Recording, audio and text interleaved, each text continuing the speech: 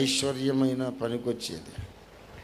కాబట్టి ఆరోగ్యముతోనూ, ఐశ్వర్యముతోనూ, అభిషేకముతోనూ, ఈ 3 prominent points గుర్తుపెట్టుకోవాలి. ఆరోగ్యము, ఆత్మాభిషేకం, ఐశ్వర్యం. ఈ 3 విషయాలతో మనము దీర్ఘాయుష్షు కలిగి ఉండాలి. దీర్ఘాయుషు చేత అతన్ని తృప్తి పరుస్తానన్నాడు. ఈ 3 ఉంటేనే తృప్తి. దీర్ఘాయుషు ఉండి ఆరోగ్యం లేదనుకో, తృప్తి లేదు, అదొక నరకమే. 100 ఏళ్ళు బ్రతుకుతాం, పుట్టెడు రోగాలు ఉన్నాయి, ఏమి లాభము?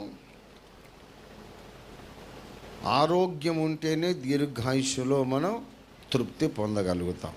కావలసిన ధనం ఉంటేనే తృప్తి పొందగలుగుతాం.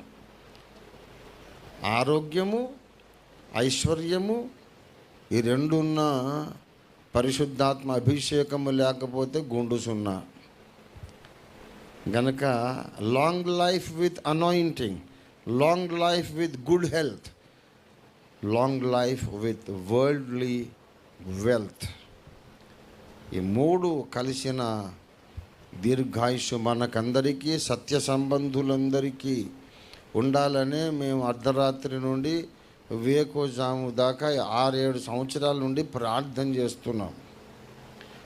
అదొక్కటే ప్రార్థన. దేవా, నీ బిడ్డలందరూ ఆరోగ్యంగా జీవించాలి, ఐశ్వర్యంతో జీవించాలి, అభిషేకంతో జీవించాలి. అన్ని డినామినేషన్స్లోని క్రైస్తవులు ఐశ్వర్యవంతులు కావాలని నిద్రను త్యాగం చేసి మనం ఎప్పుడు కోవిడ్ రాకముందు నుంచి అప్పటి నుంచి ప్రార్థన చేస్తున్నాం. ముందు నా ప్రార్థన టీంలో క్రిస్టఫర్, అమృత్, ఇంకా జీవన్ కదా బాబు, మీరే కదా కలిసి ప్రార్థన చేసేవాళ్ళం. తర్వాత ఇంకా దీన్ని ఎక్స్టెండ్ చేద్దామని చెప్పేసి లైవ్లోకి ఆన్లైన్ వెళ్ళిపోయి జూమ్ యాప్ ద్వారా ఇప్పుడు మొత్తం కొన్ని వందల మంది ప్రార్థన చేస్తున్నారు. ఒక 60 సిస్టమ్స్ కనెక్ట్ అయినాయి అనుకోండి, 60-70 సిస్టమ్. మొన్నైతే 90 దాకా పోయింది నెంబర్. ఒక్కో సిస్టమ్ ముందు కనీసం 2, 3, 4, 5 ఉంటారు.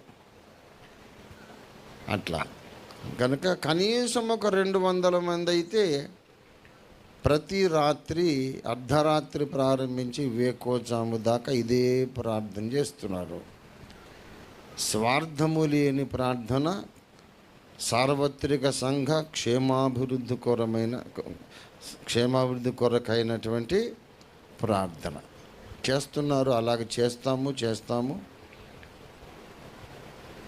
మనము అనుకున్నది నెరవేరేదాకా యాకోబులాగా యేసయ్య కాళ్ళు పట్టుకొని వదలకుండా ప్రార్థన చేస్తాం. దేవుని స్తోత్రం. మంచిది దేవుని బిడ్డలారా.